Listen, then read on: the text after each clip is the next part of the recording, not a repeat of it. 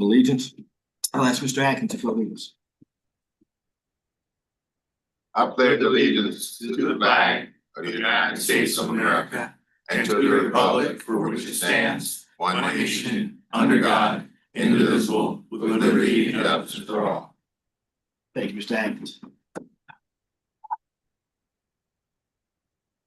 Before we do certification of quorum, I'm going to move something out of order here at chair discretion. I'm going to go ahead and handle the request for remote participation. At this time, I've received remote participation requests from one individual, our CTV member, Mr. Davis, under a temporary or permanent disability or other medical conditions that prevent the member's physical attendance. Mr. Davis, can you hear us, sir? Yes, I can. Mr. Davis, could you state why you're not in in-person attendance? Yes, yesterday on and off throughout the day, and then overnight last night, I was running a low-grade fever, and I just didn't think it would be the smart thing to do to be in a room full of people. And we're very appreciative, sir. We're very appreciative. So with that, Chair approves the request, and now I'll move to have Mr. Davis participate officially as a remote participant. Is there a second? Second. Second. Thank you, Mr. Spoonhour. Any discussion? All those in favor, please indicate by saying aye on a voice vote. Aye. Any opposed? Motion carries. Thank you, Mr. Davis. Thank you. And welcome. This Terrence, will you do? Let's do quorum now. Town of Ashland, Mr. Hodges. Dr. McGraw. Present. Charles City County, Mr. Atkins. Present. Mr. Patterson. Chesterfield County, Mr. Carroll. Here. Mr. Holland. Goochland County, Mr. Spoonhour. Here. Mr. Winfrey. Hanover County, Chair Davis. Present. Mr. Hudson. Henrico County, Mr. Nelson. Present. Newton County, Mr. Moyer. Present. Ms. Pearson. Powhatan County, Mr. Donati. Mr. Kenny.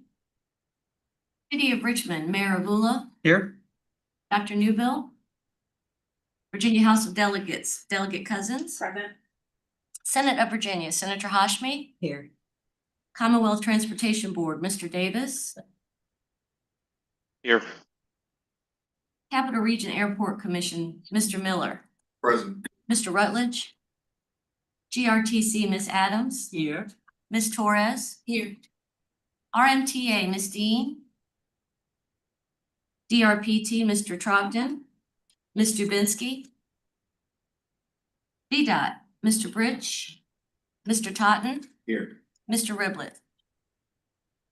Virginia Port Authority, Ms. Nelson. Mr. Cross. That concludes the roll call for attendance. We have a quorum. Thank you, ma'am. Let the public record reflect that we do have a quorum. We will now move in to introductions. Chair recognizes Ms. Spoonhour. Thank you, Mr. Chair. It is Goochland County's honor and privilege to welcome to our team, our new Director of Transportation, Mr. Patrick Longerbeam. Mr. Longerbeam hails from the great county of Louisa, just to our north, so we thought we'd let him in. And his previous role is he previously worked with VDOT, and we just kind of figured if you can't beat him, hire him. So welcome aboard, and he'll be joining us in the tax. So just wanted to raise your hand and say hi. Welcome, Mr. Longerbeam. Congratulations. Work with a great county. Any other introductions and welcoming comments from any committee members? I have a few comments as it relates to this agenda item. A number of us were able to attend with Secretary Miller the 6-year plan conference. Best way I can explain it, there at the Colonial Heights location. Just for there. Well, it's a long way. Road going in was a little bumpy, but it is what it is. That's a VDOT issue. So I was there, and if I miss anybody, certainly our executive director was there. Kevin, thank you certainly for being there representing Chesterfield County. I was there, chair from Hanover, a number of folks from National Mayor Trevette, and it was just fantastic. And so I do have a few accolades. Mr. Davis was there, obviously as a CTV member who sits on that board. And Secretary Miller opened up, and you know his personality. He said, well, the Richmond region ought to be pretty happy this year. And I would have seconded that if it was a motion. There's no question.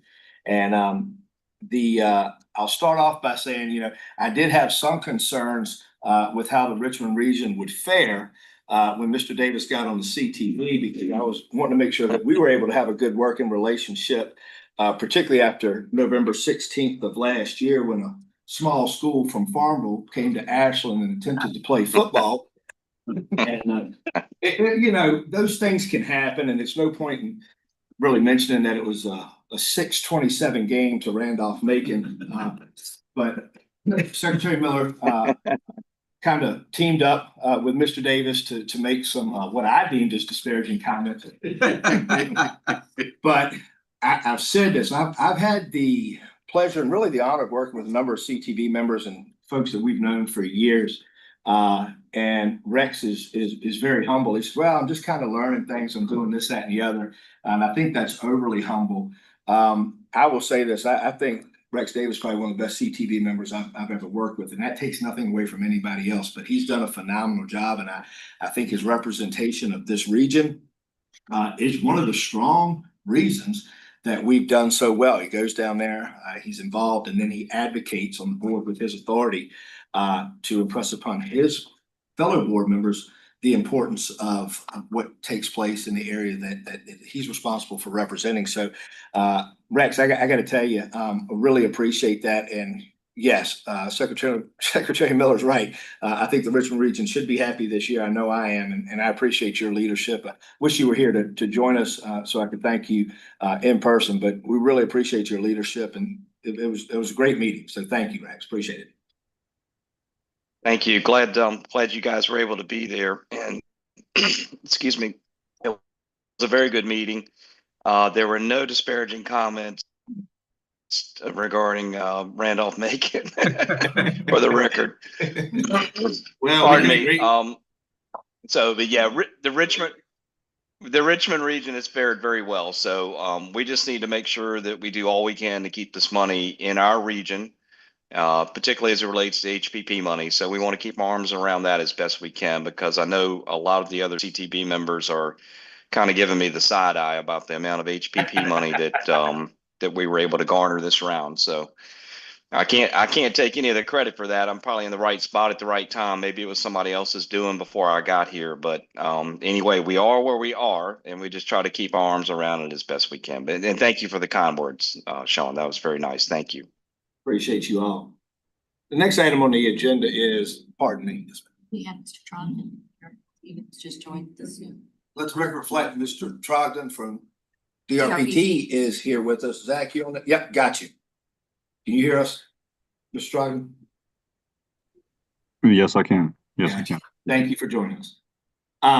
With that, I'll move into item number 2, consideration of amendments. Chair moves to amend the agenda to add an item C4, which is a GRTC FY26 Regional Public Transportation Plan, which you should have at your setting. Are there any questions about this? Any discussion prior to hearing for a second? No discussion. Is there any opposition, or is there a second to this motion? Second. We have a second by Senator Hashmi. Is there any discussion on the motion? Chair, is it in the packet? It is in your packet. If you don't have one, Mr. Kumar will get one for you briefly. Well, if it's in the packet, I should have. It is not, no, it's in the packet. It's not in the staple packet. Let me be clear. There's a handout that's part of your agenda packet, but it is separate. So yeah, let me be clear. Is anybody else who needs this? Thank you, Mr. Miller. Okay, ma'am. Back to the motion. Is there any discussion? By voice vote, all those in favor, please indicate by saying aye. Aye. Any opposition? Aye. Motion passes. The agenda has now been amended to add item C4, the GRTC F.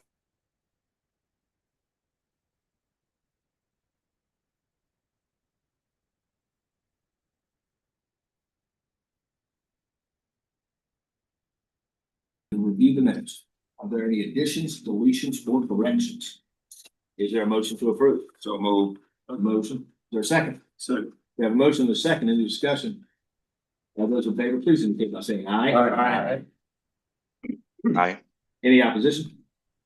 Motion passes. The next item on the agenda is open public comment period. Open public comment time is a time on the agenda where anyone who wishes to address the authority on any matter within the authority's authority is welcome to come forward. Please state your name, the entity you represent, if such, and the location where you're from. Is there anybody present physically? Is there anybody remote? Hearing none, we will now close public comment time. CVTA Chair Report. I have nothing on the Chair Report. Next item on the agenda, item number 6, CVTA Executive Director's Report. Mr. Parsons.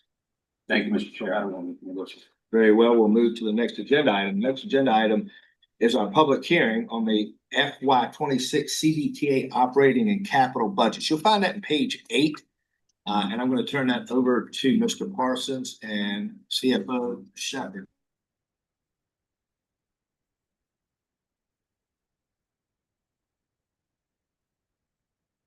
The FY26 operating and capital budgets. I'm gonna cede my time to Ms. Shepard, but just a little background on the budgets and the process of how we got here. The Finance Committee had the honor of approving the release for the budgets following their last meeting.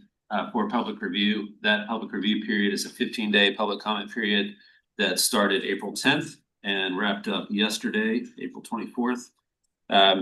We provided opportunities through the website, through the online form there, for comments to be submitted up through yesterday, with the notice that the public hearing will be held today during our regular meeting. We also had 3 opportunities where our social media platforms pushed out a reminder that the public hearing was taking place. And in addition to that, we did publish notices for the public hearing in 7 different local media outlets, newspapers, twice, if possible, for each one, between April 9th and April 24th. So that is a quick summary of the outreach that was done to solicit comment and participation on the development of this operating and capital budgets. With that, for more detail on the budget itself, I'll turn it over to Ms. Shepard. Thank you.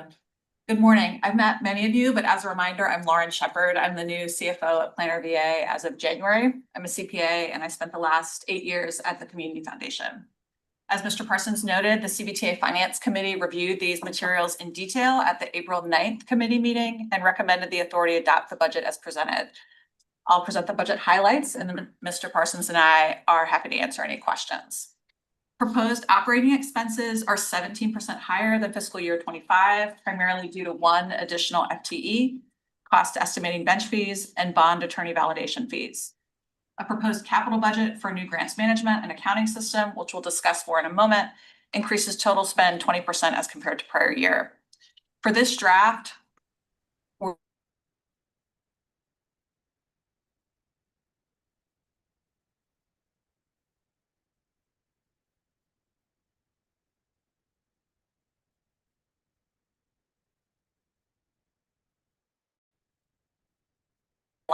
Planner VA staff time is being shifted from admin and staffing to contracted services. And PFM task orders are being shifted from contracted services to financial advisors. You'll notice an increase to contracted services primarily due to those bond attorney validation fees and cost estimating bench fees. There are nominal increases to audit, the financial advisor retainer, and insurance. We're also proposing a capital budget line item to support a shared investment with Planner VA for a new accounting and grants management system to replace QuickBooks. This technology migration will support modernizing the current manual processes and reporting tools, primarily QuickBooks and Excel spreadsheets, which has become increasingly unsustainable.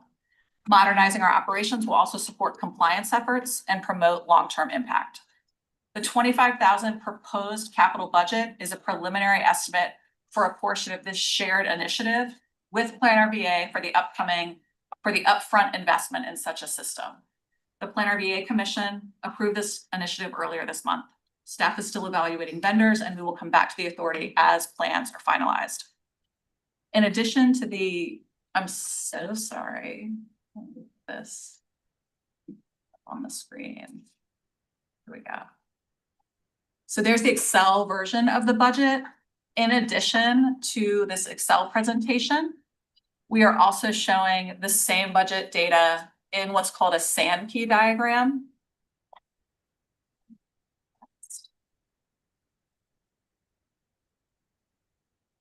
Here we go.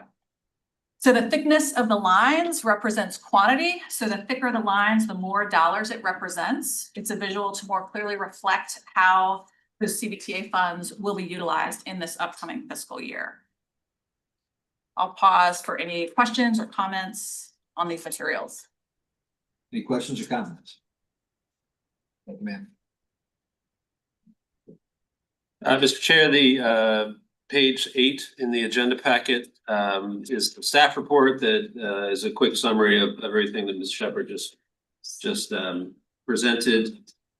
We do have, as I mentioned earlier, an opportunity today for the public hearing. So the recommendation that's coming from Finance Committee would be to approve the FY 2026 operating capital budgets pending any public input that may influence that recommendation.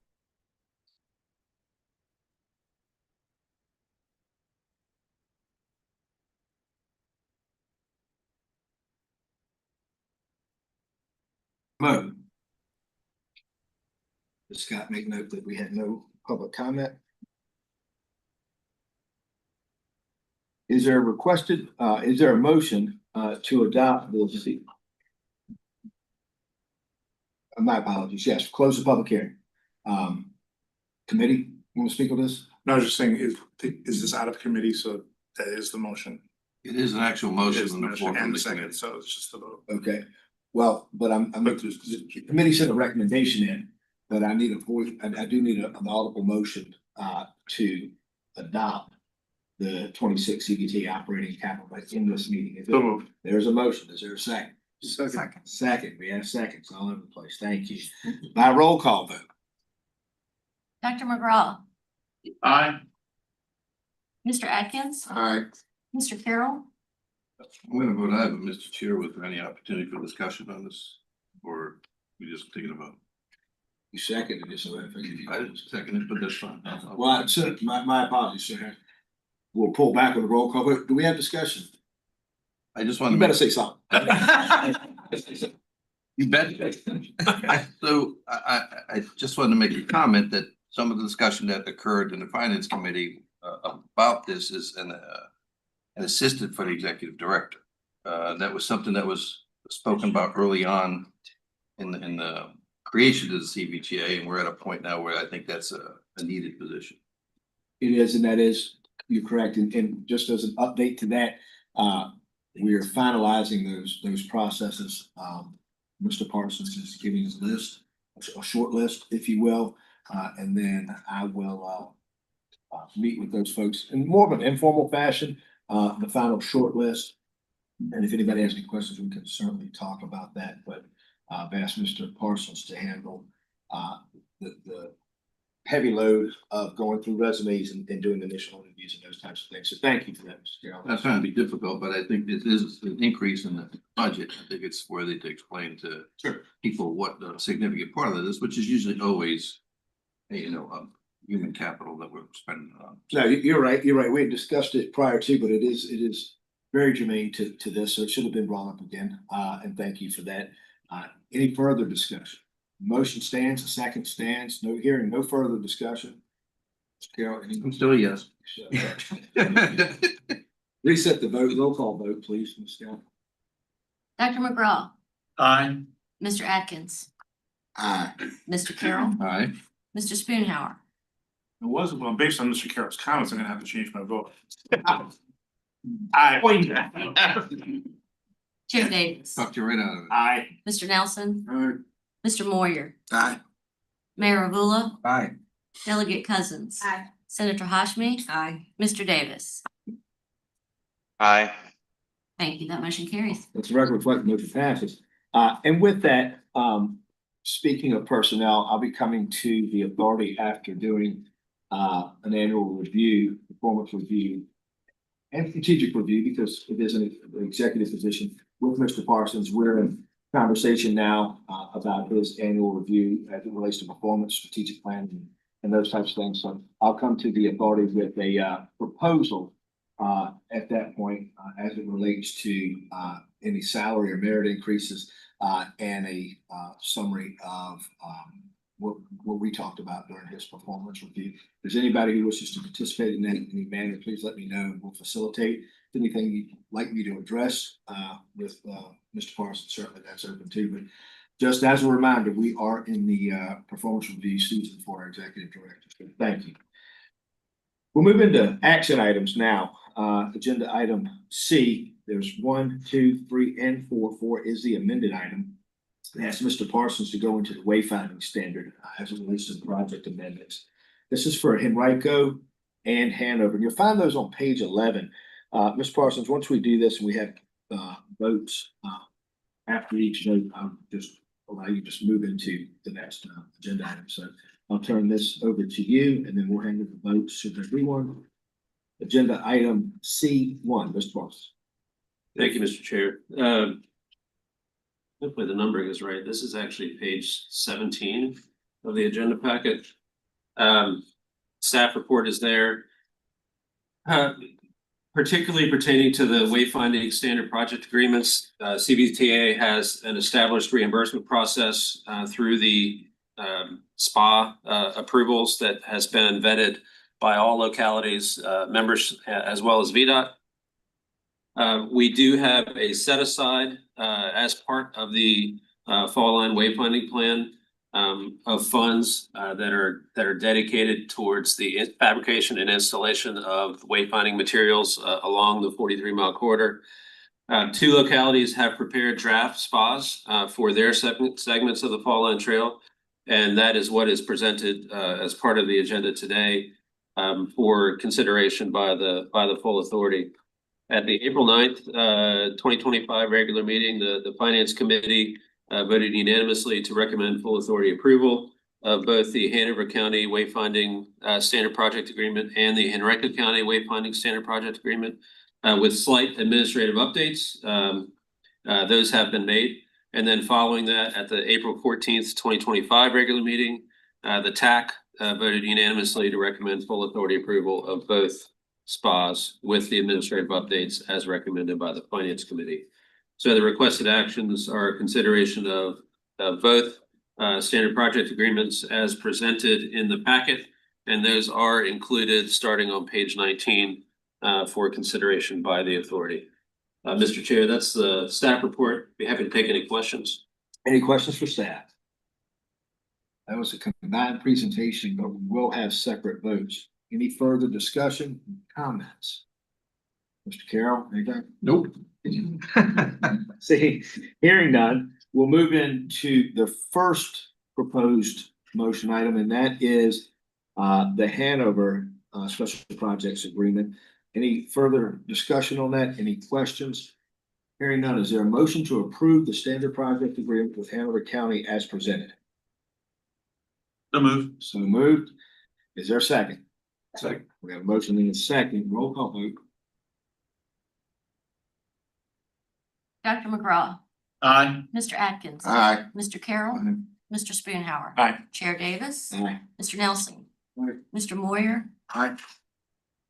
Mayor Avula. Aye. Delegate Cousins. Aye. Senator Hashmi. Aye. And Mr. Davis. Aye. Thank you. That motion carries. That motion passes from Hanover. Thank you all very much. Thank you for making the motion, Dr. McGraw. The Henrico Special Projects Agreement. Any further discussion? Any comments? Hearing none, is there a motion to approve the standard project agreement with Henrico County as presented? So moved. So moved by Reverend Nelson, second by. I think I got Kevin, yeah. Motion and a second. Is there any discussion on the motion? Hearing none, please call the roll. Dr. McCraw, Aye. Mr. Atkins. Aye. Mr. Carroll. Aye. Mr. Spoonhour. Aye. Chair Davis. Aye. Mr. Nelson. Mr. Moyer. Aye. Mayor Avula. Aye. Delegate Cousins. Senator Hashmi. Aye. Mr. Davis. Aye. That motion carries. Motion passes. Thank you. Next item on the agenda is CVTA proposed 26 meeting schedule. A little discussion about this previously.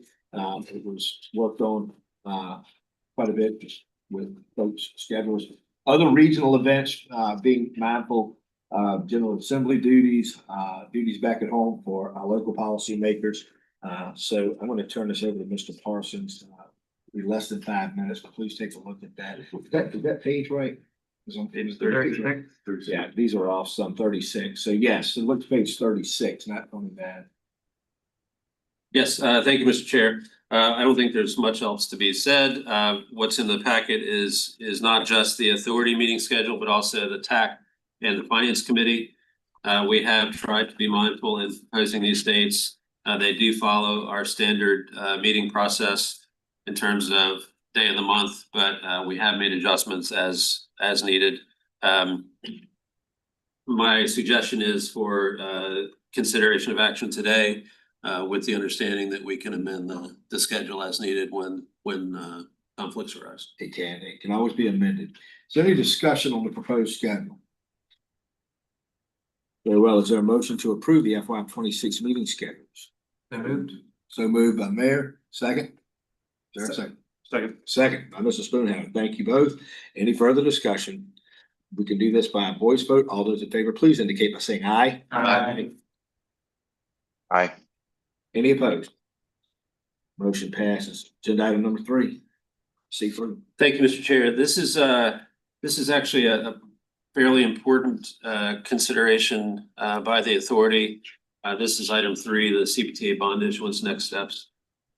Been working closely with Mr. Gregory as legal counsel and our bond counsel and financial advisors to start to chart the next steps for the authority as a whole, not just the governing board or the finance committee, but how do we move forward in this process, considering both bond validation as well as potential issuance of bonds down the road. So the memo that I've included on page 39 in the packet, I'm just going to review slightly to provide some background. What we're trying to do is provide some practical guidance for the CVTA to establish a timeline for bond issuance that would follow the bond validation process. We have pulled out 3 different committees: the Technical Advisory Committee, the Finance Committee, and the Finance Directors Working Group, which is an ad hoc committee that is called in from time to time by the authority to perform specialized tasks. What we've done is to split out those committees and provide a step-by-step process for the authority to be prepared for potential bond issuance as early as 2026. The tasks outlined by committee are in order by timeline to ensure that we have a deliberate, transparent process followed to develop a strong regional project package. For the Technical Advisory Committee, the sharp focus there is the TAC is good at and specializes in identifying and planning for priority projects. Through the expertise of the membership, the TAC is where regional project applications are developed and submitted. Local CVTA project plans are created and impacts of regional needs are assessed through travel benefits for the region. So the responsibilities for the TAC in this regard are to identify priority projects, number 1, that have true regional impact. One project will be chosen per member locality to assemble a candidate listing for consideration in regards to the bonds. 2, to develop timelines for those identified projects. This will identify how the slate of proposed projects will perform across the region and help to identify funding commitments, amounts, and timing. 3, CVTA funding need for each project in relation to the overall project budget. And this would also include timing of the requested CVTA commitment versus other fund sources. So a focus on the projects is what TAC's responsibility is. The Finance Directors Working Group The sharp focus there is on identifying the financial approaches to best achieve the implementation of priority projects that are proposed by the TAC. The Finance Directors Working Group will use their expertise to help translate the technical project needs with bonding options to guide the Finance Committee in development of recommendations. So the 4 tasks for the Finance Directors Working Group are to understand the impacts, the types of bonds available to the CVTA and the associated terms, cost of issuance, impact on initial bond, and initial bond will have on future bonding. Second, using input from the TAC regarding project development details to prepare a regional snapshot of the combined project budget demands by year. 3, to develop funding need projections by year that will cover the overall costs for the identified regional priorities. And 4, work with the Finance Committee directly as needed to refine or prioritize project packages to meet the funding focus of the CVTA. And then finally, the Finance Committee, the sharp focus there is on absorbing the technical project needs from the TAC, the financial implications from the Finance Directors Working Group, and overall CVTA priorities to develop a recommended bond financing package for consideration.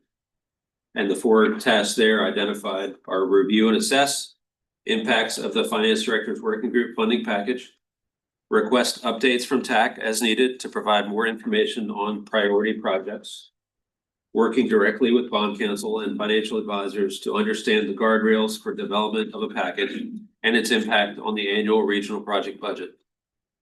And then finally, prepare and recommend a bond financing package for consideration by the overall authority.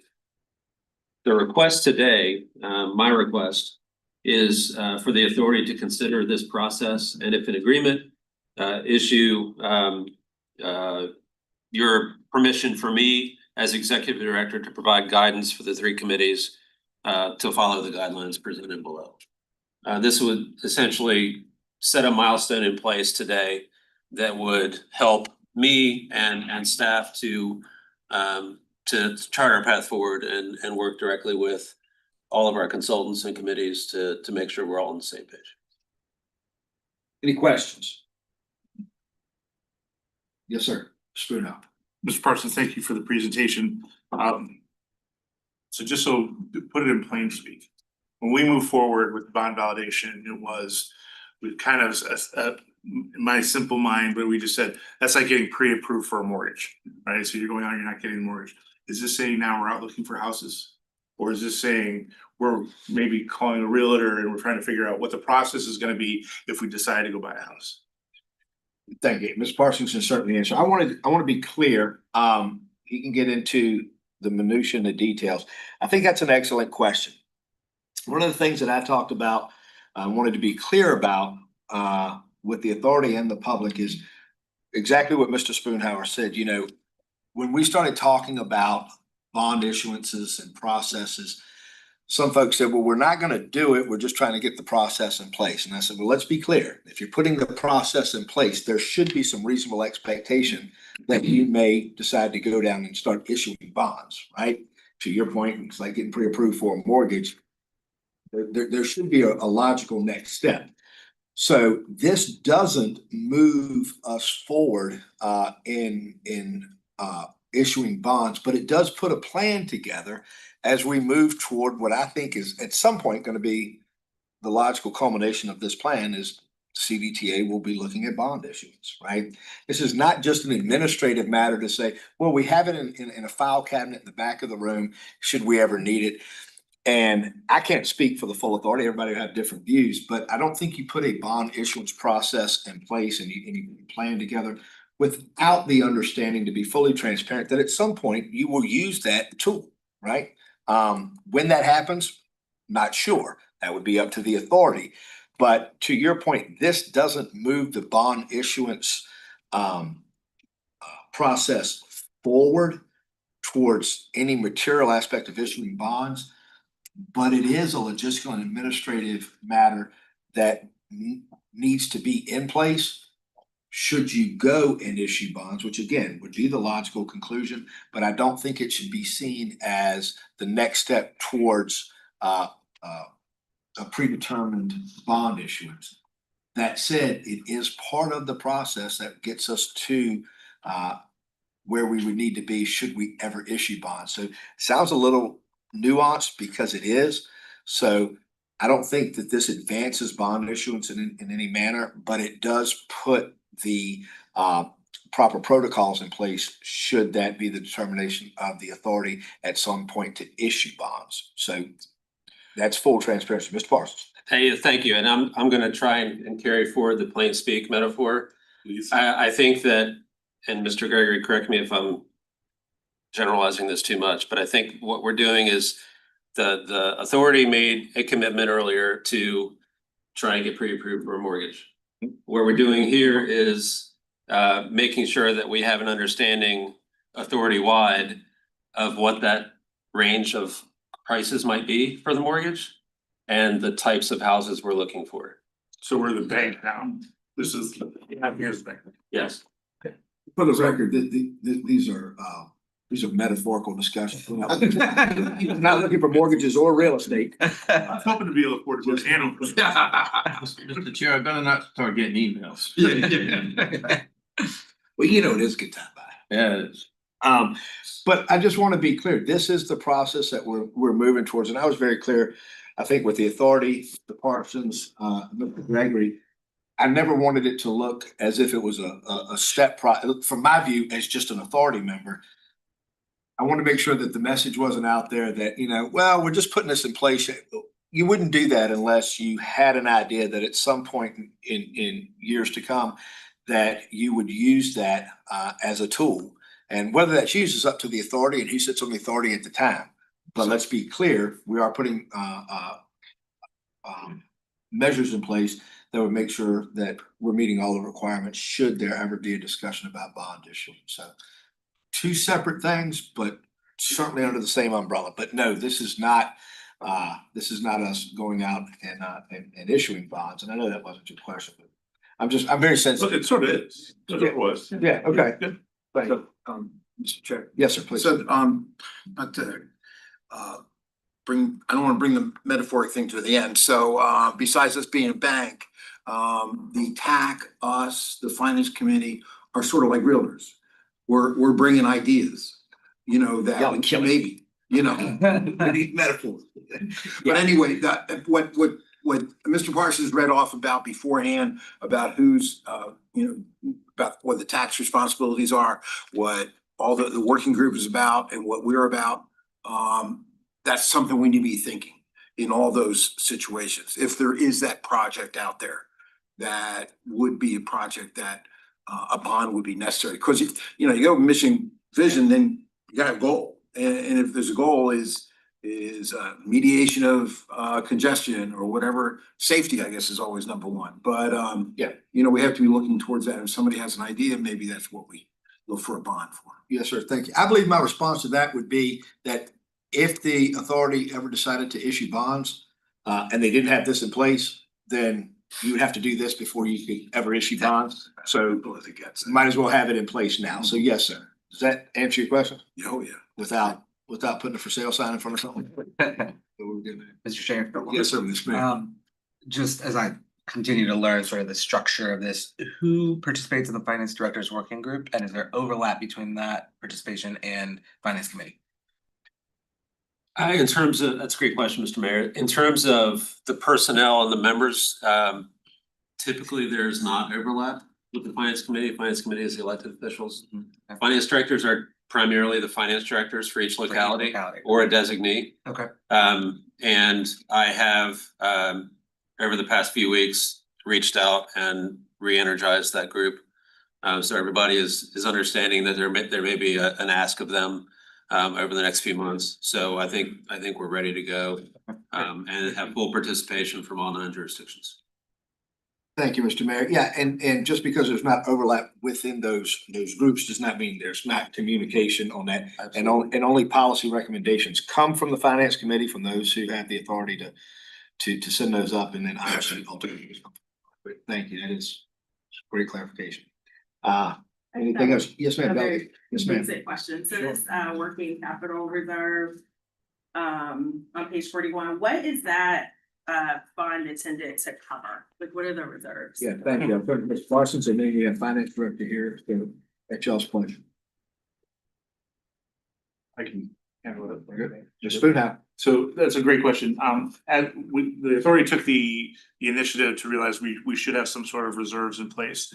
We worked towards funding those reserves, and now the finance committee, along with TAC, has been tasked with coming up with the process by which we say, okay, now when do we tap into those reserves? So we're in the process of coming up with that answer right now. You have a different answer? Did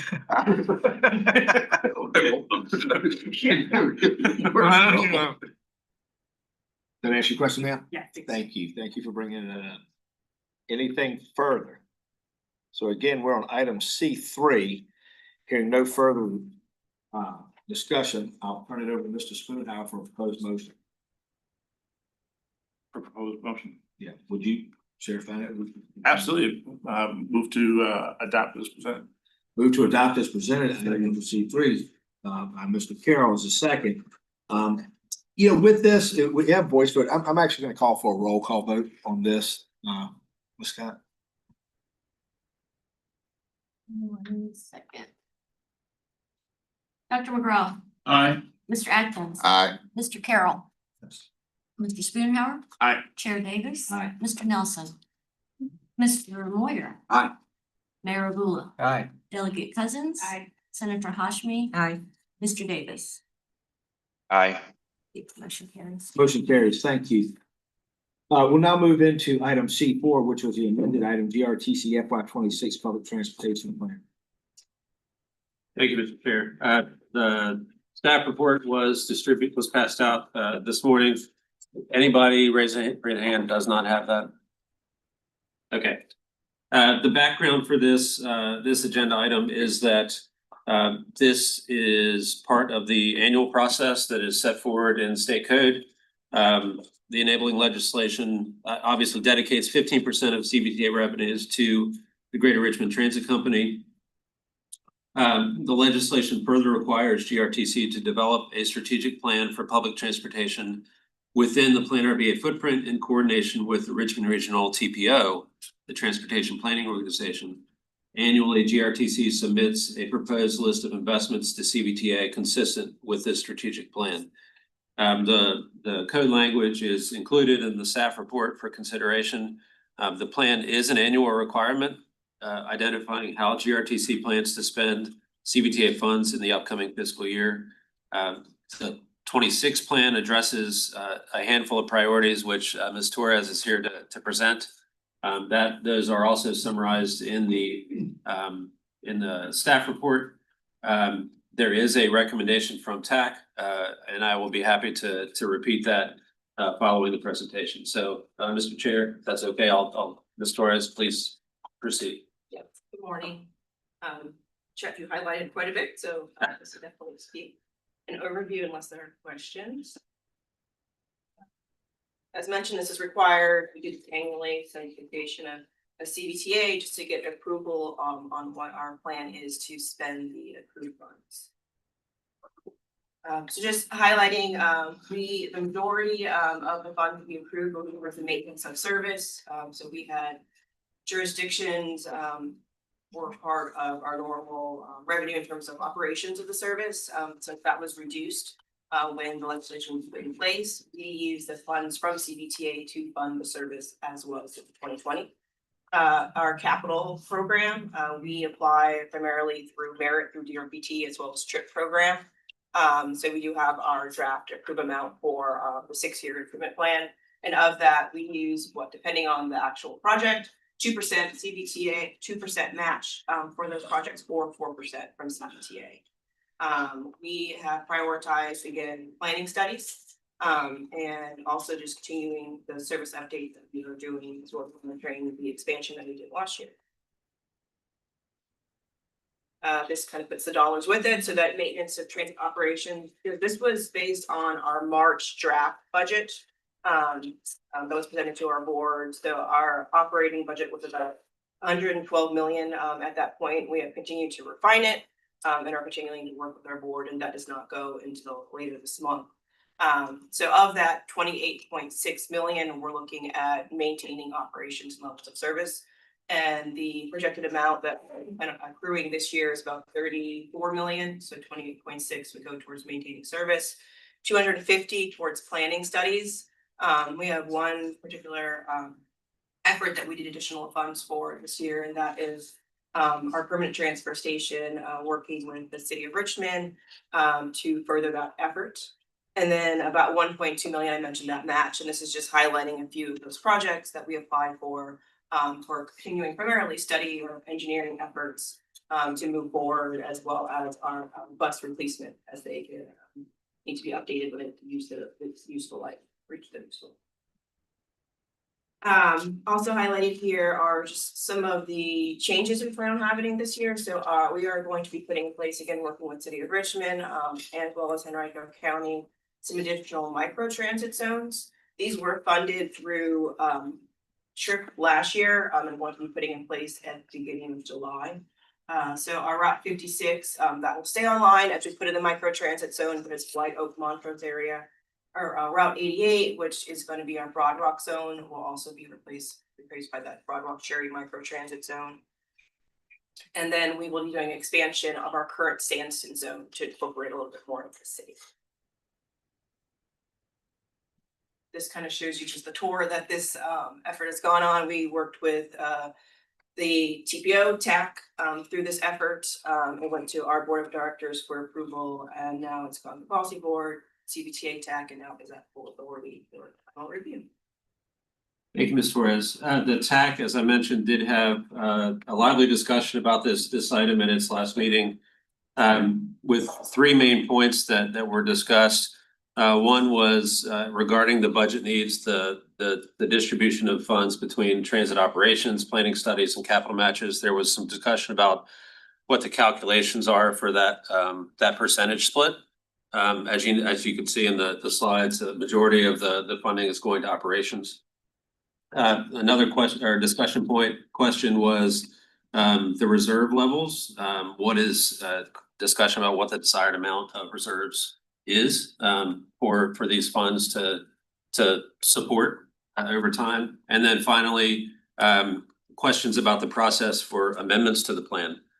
This is obviously an annual plan. This is the FY26 version. So I think these are all great discussion items. Ultimately, the TAC did recommend unanimously to approve for the authority to approve the FY26 Regional Public Transportation Plan, but with these discussion items as part of the process. So I think at this point, unless Ms. Smith has any other TAC opinions, that's what's before you today is a recommendation from TAC to approve the plan. Very well. So we see what's before us. I will give deference. I'm going to ask Richmond and Chesterfield and Henrico, starting with Richmond. Mr. Mayor, do you have any input? Yeah, just maybe some points of clarification. So Adrian, I heard you say 34 million is the allotment. This doesn't add up, and so I'd assume that everything else goes into reserves. Is that the correct? about 3.8 million that will go into reserve. Okay. And can you guys talk a little bit about, I mean, I see the needs for more capital investment growing in the next few years, right? We're a growing region, and I think the steps we've taken to expand transit, been phenomenal. And so how have you guys thought about how those capital investments will increase, and can we divert or can we invest more of this allotment into the capital budget as opposed to just operations? Yeah, I mean, right now it's the 2 or the 4, depending on what the actual project is. So example, the 4% match, and these are just the merit program. So if it's a bigger project, I mean, we're looking at North South BRT, and that's like a $300 million project. That's gonna need a lot bigger, and we could have those conversations with that. But I think CVTA would not be, you can see how much we're already using for operation. So a project to that level, pushing more into the capital, we would get to afford that. So that would be definitely working with our partners to figure out what the match would be. Mm-hmm. what about, I mean, I'll give the example, one of my early conversations was with CoStar, and as they made the decision to headquarter here, one of the big considerations was the presence of transit and the desire for expansion of transit. I imagine, from an economic development standpoint, as a region, we're gonna want to do more and more of that as more businesses come here. Where is that conversation connected to GRTC's vision for more capital investments in more vehicles, and obviously that translates to operational expense, and how can we just what's our role in pushing the conversation to say, hey, more capital investment sooner is actually going to serve the region more effectively? Yeah, I mean, it really depends on what it is. So you talked about vehicles. Our vehicles are covered between state and the federal government 96%. So really, that's why I keep saying those 2 and the 4. It's that additional match that we need to just kind of put it over the finish line. So vehicles, and whether it's replacement, and we do this regularly. I mean, I think we're like at 16 million need for this year for vehicles. Again, 96% covered state and federal government. Same with expansion vehicles. So we would just apply for expansion vehicles with that same exact match. It really is those bigger projects that would kind of change the needle as far as needing additional investment to move that forward. Okay. I mean, I think the transfer center, both downtown and south side, are probably front of mind for me as things that are going to require some more investment in the near term. And so if we were to move forward with adopting this today, where then are the opportunities to adjust that as, we accelerate development on some of those projects?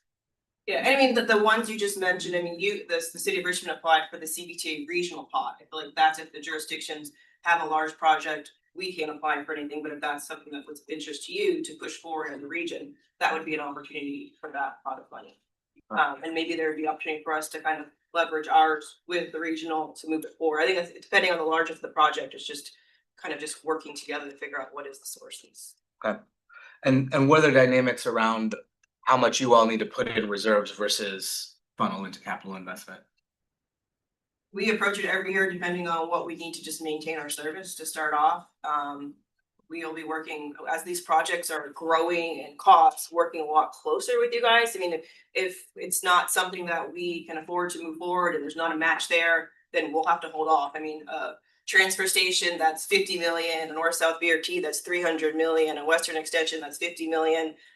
That are all kind of timed around the same time. If we can't afford to do them with matches, we'll have to just prioritize them. Okay.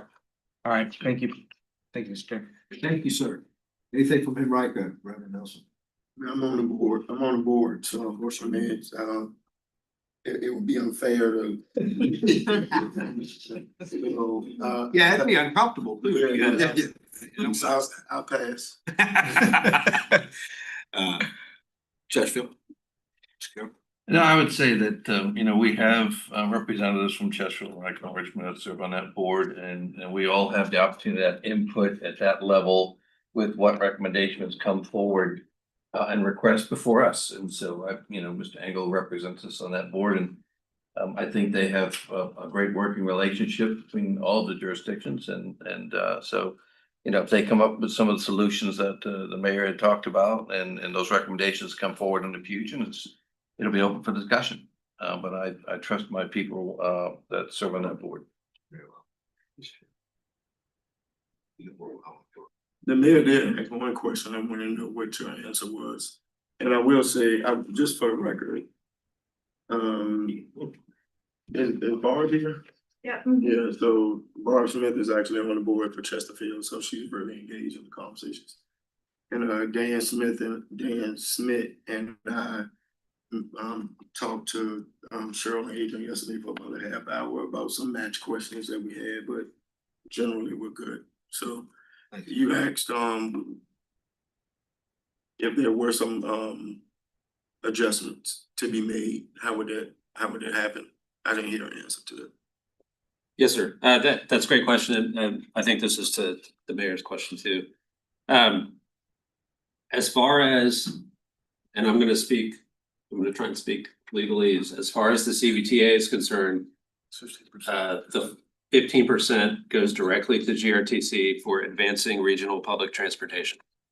That is the only guideline that the CVTA has.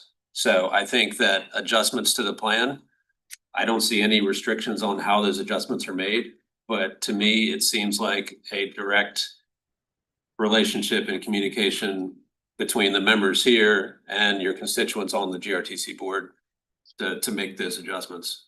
There may be some courtesy to come back to the TPO since this is supposed to be developed in tandem. But in terms of the CVTA funding, that's not, I don't see that that's really gonna change. No, and the plan needs to be approved by both the TPO and the CVTA. That doesn't mean that once it's approved, it can't be amended or adjusted going forward. You just have to have a process for that. And does the plan restrict what the board does in any way? I mean, it sounds like the real work of prioritization happens at the GRTC board level, and this is more sort of directional than anything. Is that a fair understanding? Right, this is about compliance, right? The plan is approved. And as long as it meets the statutory requirements that the CVTA has to meet, and GRTC of course knows what those are. And you all approve it and they comply with that. And then later, at the end of the fiscal year, they certify compliance, then that closes the loop. Great. Okay, thank you. More, I know a number of us here are on the board for GRTC, I'm not. But if I was a company and Mr. Spoonhour basically had a 25% interest as the CVTA has in GRTC, wouldn't I want a seat on the board? And we understand that might be a more of a legislative situation.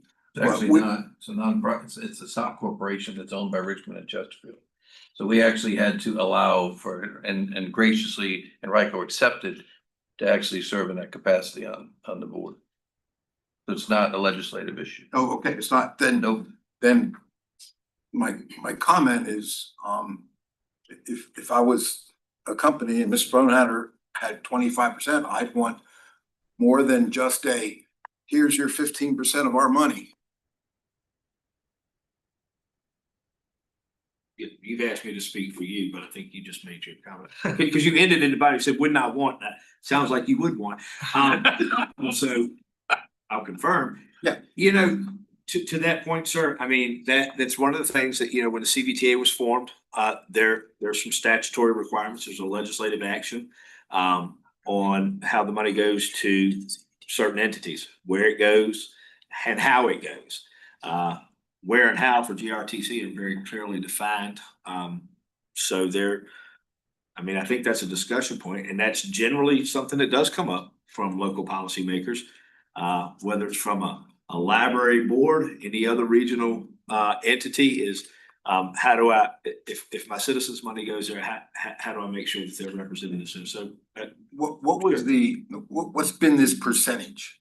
You know, I'm saying right now it's roughly around 20%, 25% of their total budget comes from us. That was not that way years ago. We were probably a very minor part. But the amount of money they're getting now is of our budget or of their CVT? Right, okay. Okay. Is that right though? 25% of the GRTC budget comes from CVTA? Using the 100 million, then we use 28 million. Yeah. So, yeah. So based upon what Mr. Carroll is saying, and I guess I'm thinking about the formation of CVTA. So am I. So the legislature had nothing to do with Enrico becoming a part of GRTC board. So. Okay, let me just sit on that. And the CVT, as I've seen it, the CVT line item for the money going to GRTC says they get 15% or their surviving company. And doesn't say anything else about anything. It was a governance study that was complete as part of the creation of CVTA.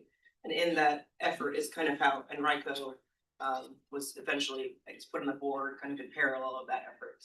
I mean, Eric or Jack could probably speak more to it. I don't think CVTA members ever actually came up as part of the initial study. There was maybe if service came, there would be local representation at some point, and we'd evaluate it. I'm not sure if that came up. And all nine members of the board right now are part of CVTA. Right, so, and I appreciate the discussion. It's not, and I say this respectfully. Meaning, Michael Chesterfield. Right. Those are certainly valid questions. They're not contained in this. That doesn't mean somebody can't talk about it. Legislative action said 15% of the money that comes into CVTA is dedicated toward GRTC. Right. Okay, so then when you go over there and you break their budget down, I think that is a discussion. And again, I say this respectfully, it doesn't have anything to do with this, but it does. No, when you're talking money, there's sometimes there are no guardrails, right? Because it's all money. So I think that's a discussion that folks you could have and want to see that. Of course, there is local and regional representation at GRTC. So your point's very well made. Thank you for bringing that up, Mr. Speak to that. Please. What you brought up was a concern that was part of the initial creation of the CVTA, which was that there are localities that are part of the CVTA that don't necessarily benefit from GRTC. So that was part of the original discussion. Part of what GRTC did when this first got started, if you look, as they started doing microtransit studies to include the outside jurisdictions that were not currently serviced by GRTC. And that was an effort from input from the CVTA collectively to say, how can GRTC provide service outside of the jurisdictions that are paying the most at the time, which was really Richmond and Henrico. Even though Chesterfield, we were paying some, but not nearly what Richmond and Henrico were putting in because they're the two biggest customers.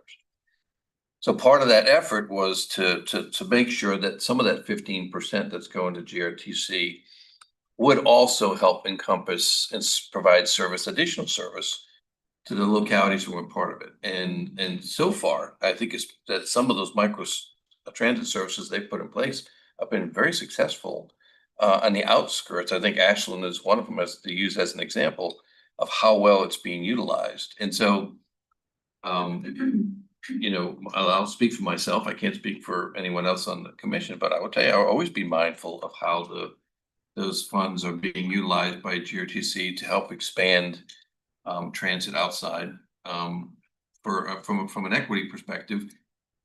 If those projects that they're doing are providing a good service and they're being utilized, and which is why, you know, when they come back and report to us like this, it's to say, okay, we've authorized this, we authorized this part of your plan, and how's it doing? Is it worth spending the money on what they're doing? And so far, at least the reports that I've gotten back overall, those microtransits that are being provided have done very well. And I think they're increasingly getting better as the word gets out that it's available. So we're always mindful to make sure that there is being equitable, because I think the first thing that someone would say is back then was, well, Powhatan's not getting anything out of this, so what's it mean for us? And I know that y'all have a different service. Yes. Right? So you might say, well, We fund. right? So which we're not getting out of it either, so. We fund. Yep. It's not out of CVTA money. Yeah. Very well. Any further discussion? Is there a motion to approve the GRTC FY26 public transportation plan? So moved. That's a motion. Is there a second? Second by Mr. Moyer. Any further discussion? I'm gonna ask for a roll call vote on this, Ms. Scott. Town of Ashland, Dr. McGraw. Aye. Mr. Atkins, Aye. Mr. Carroll. Aye. Mr. Spoonhour. Aye. Chair Davis, Aye. Mr. Nelson, Aye. Mr. Moyer, Aye. Mayor Avula, Hi. Delegate Cousins. Aye. Senator Hashmi, Aye. and Mr. Davis. Aye. Motion carries. Motion carries. Thank you. Next item on the agenda, we're in section D for reports. We're moving to the Finance Committee update. Here, recognize Mr. Spoonhour. Thank you, Mr. Chairman. Body, appreciate the time to give the report. We had a really robust working session on our last meeting on April 9th. It's interesting, we approved the budget today, and we're already talking about the audit. So our representative, Michael Garber from PV Mayors, came and talked about the audit process and how to be going through that, as well as we had a great robust conversation about the software that we talked about and the value that we will be getting from that from a financial system. I would encourage all the members to, if there are concerns with, processes about the budget, that, they're always looking for our input. So please feel free to reach out to myself or Lauren to go through that. We also went through the second quarter local reporting plan updates and format. So I live by a bunch of mantras, and one of my mantras is iterate to great. So as the CVTA continues to grow, we look at our processes, and we looked at a couple of things regarding regional reporting and local reporting. And in some areas, looking to where we may have some gaps, and looking to some areas where we may be able to make the process less onerous on the localities is always my preference as a process engineer by trade. Trying to remove as much waste from the process is valuable. So the TAC is working on that. And then obviously we worked on the operating budget, which we went over today, as well as the agreements.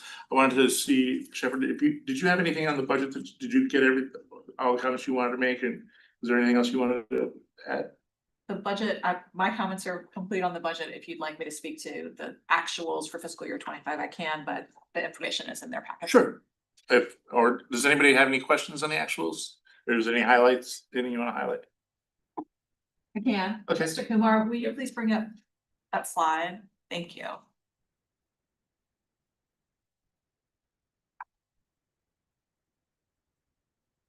Sure. So many of you are already familiar with the tax collections and allocation schedule. This latest update reflects the tax activity from June to November as highlighted in yellow.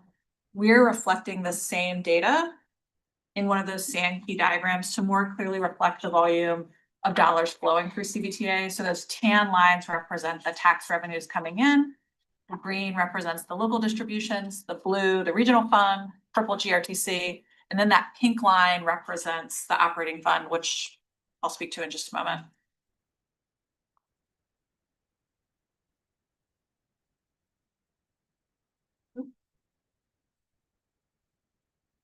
Thank you. So this next slide takes that thin pink line for the operating fund and expands it to reflect the detailed expenses for the actual current fiscal year spending, which is through February 2025 here. So 463,000 has been spent to date. And then those expenses are broken out here into the four major categories of personnel, professional services, technology, and administration, alongside one additional level of detail. Overall, operating expenses are tracking slightly higher than budgeted at 56%, primarily due to Plan RVA staff support. However, projections for the year are in line with the fiscal year 25 budget. I'll pause there for any questions. Any questions? That work for you, Mr. Spoonhouse? Because it works for the body. Large presentation. All right, that is my report, Mr. Chair. Did you have? We'll move into, well, do you have anything on the, he's gonna move into financial activities and investments, but, okay. Anything for Mr. Spoonhouse, Finance Committee on this chapter? Very well, Mr. Parsons. Thank you, Mr. Chair. This is page 41, and maybe this report will address some of the delegates' questions about the working capital reserve. Ms. Shepherd actually had this slide on her presentation just now as well. The tax collections and allocations through November tax activity, which reflects February 28th, 25 actuality. You can see that revenues continue to move in and are fairly consistent across the board. We are now at, I don't have the total here, but I believe the last I checked, we are just under $1 billion in tax revenues for the life of the authority. So that milestone will happen over the next few months, which is a huge milestone for only being here for 5 years. So that's something that should be celebrated, and we'll be happy to report that hopefully at our next meeting. Some of the activities in the regional fund at the bottom of the table, you can see that the negative amounts, we are making reimbursements happen for regional projects that have adopted standard project agreements. This includes many different things, fall on trail, local activities, or locally administered projects, VDOT administered projects. We also have a line there for interest income over time. As you can see, that is a significant, continues to be a significant income stream for the authority. And that goes into making the working capital reserve in the green box at the bottom whole. We are now at a point where, as again, the goal was $18 million for the working capital reserve. We are currently at a balance of 12.3 million, which is ahead of schedule. We had originally projected this would take about 15 months, but we're looking at a greatly expedited timeline for that. So that's all proceeding very well. The next page, on page 42, is the monthly investment report. We're still doing better than previous years in terms of incomes, but one of the things that I wanted to highlight today is that I'm working directly with our fiscal agent to understand the current state of the market and the process that we have followed in previous years was to reinvest available funds, out-year funds from the regional fund for short-term investments like 6 to 9 month CDs, other types of mechanisms.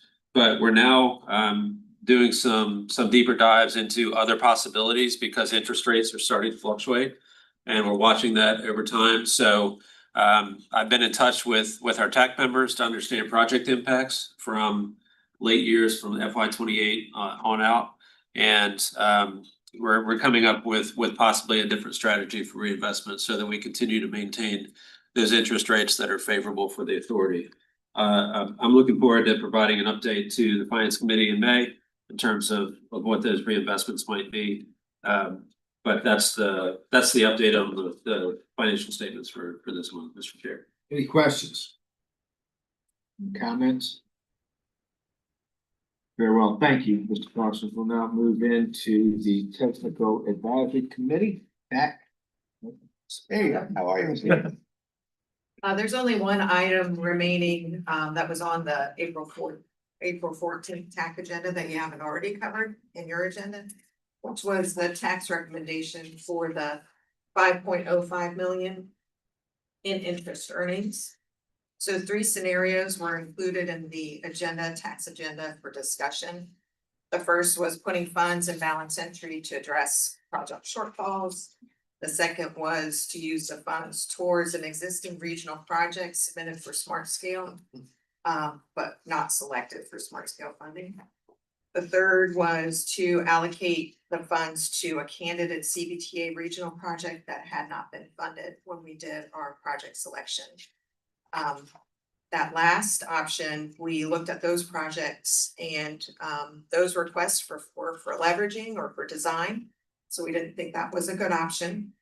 The second option, which was funding a project that didn't make the cut to smart scale. There was only one project with a shortfall close to the $5 million. However, that project scored pretty low in the CVTA regional funding scenario when we were scoring projects. So the recommendation from TAC is to put the money in balance entry. So that's going to go to finance, the tax recommendation for their consideration. And then it will likely come to the full authority at your June meeting at the next meeting. Do you have any questions? Yeah, any questions from Ms. Smith? Anything for TAC? Okay, great. Thank you, ma'am. Okay. We're going to other business, Plan RBA and TPO. Ms. Schickel, do you have anything? No, I don't. Just for point of reference. Sorry. I said no and then I said yes. Actually, you said no, and then you just started giving it. You didn't say that. Just for point of reference, I know Mr. Parsons was talking earlier about kind of timeline and the meeting, so I'll just remind everyone that our Transportation Policy Board is meeting on May 29th. That is a difference in the rescheduled dates. That was largely due to our extension of circumstances with regard to federal funding. And so the policy board will be due to review our unified planning work program and budget for the transportation planning portion of the organization. And then June 12th, the full commission will meet, and our finance committee is meeting in between those meetings, between now and those meetings, to be able to review the full complete package of our budget. So today's actions actually bring us one step closer to completion of our budget as we build the component parts of the different relationships that we have with our partner organizations. I think the packet includes some highlights of things that have been going on with both of the boards and their actions. But other than just re-acknowledging the reminder of the upcoming CTV meeting and the decisions with regard to the regional projects that were proposed through Smart Scale, the secretary did give some encouraging comments at the public hearing this week with regard to the likelihood of the scoring process through Smart Scale holding through the CTV. But of course, I would encourage everyone on this board, if you have opinions, particularly if you want to encourage Mr. Davis and his colleagues on the CTV to support the results of the Smart Scale applications, we would certainly, I think, continue to encourage our districts, localities to support that. As you all know, our region fared very well in this round, and largely that's due to the support from the CVTA and contributing and getting that ROI on submitted projects. So I think that, as Miles Bushing said at the hearing, our localities in this region took the guidance that we got from our VDOT district office. We heard, we learned, we resubmitted projects that I think more appropriately met the criteria for scoring, and that showed in the scoring results. And so we are very hopeful that the CTV will continue will take action to approve those recommended projects in the upcoming meeting in June. Any questions for Plan RVA or TPO? Thank you, ma'am. A comment, if I may. Certainly, sir. I want to echo those comments from Ms. Schickel that the difference maker was the leverage. So we had over $400 million of projects, over $60 million of leverage going down against those projects to increase the scores. And that was a big difference maker for our region. So it's well stated. I'm glad she said it. It's perfect, spot on. Thank you, Mr. Davis. Okay, we'll now move into any member comments from CVTA members. What do you think? Well, how many of those folks you got going on your city visit here? Okay, perfect. All right, we'll just we'll advocate for your CVTA stuff while you're there. Can I tell an inner cities visit story? Does it involve me? It is not about me. So I was gonna say this during member comments, but it sounds so kind of hokey that I didn't want our new Director of Transportation, Mr. Longerbeam, to think I was just some wimpy guy. But I just want to encourage everyone. If you haven't been in politics for more than a couple terms, you probably don't realize that Goochland has never, historically, has not been a big fan of regionalism. To be quite honest, we never seemed to come out on the positive end of it. So we weren't involved. And when the CVTA was adopted, it was my first term on the board, and they looked at it and they said, we'll give it to the new guy. And I've been here ever since. And we have benefited so much more than we could ever based on our size, contribute. And we went on, so I decided to go on the inner city trip, which I don't think anybody had gone on for 10 years from Goochland. And during one of the conversations, I happened to meet the CEO of Sheltering Arms Rehabilitation Center, which is in Goochland, right across the line. And if you don't know, Sheltering Arms is one of the top 10 rehab facilities in the country. It's if you've never had a chance to tour it, I don't recommend going there as a patient unless you really have to. But I was asking him how it went, and he says, it's great. He says, but transportation is killing us. And I couldn't understand why. He says, well, most of our employees, we have to pay their Ubers to get out here. I was like, oh, that's interesting. And had our county not been participating and contributing 15% and getting little to use it, I'm not sure I would have been smart enough to connect GRTC with possible Goochland and this. Well, about a year and a half later, we were able to, through the partnership with GRTC, extend that line into Goochland that drops their employees off. So it's just an amazing thing how, so those that are fortunate enough to go on the intercity trip, make the most of it, get to know each other, and we get to come back and do great things like this that Goochland would never be able to do on our own. So just thank you for that. Was that Kansas City? It was Kansas City. You went, that was with Plan RVA, I think, right? Yes, sir. At the time. Who was the chairman at the time that suggested you should? I think it was from the director that twisted the chairman's arm. Yeah. So, well, that's great. Thank you. I do think there's benefit.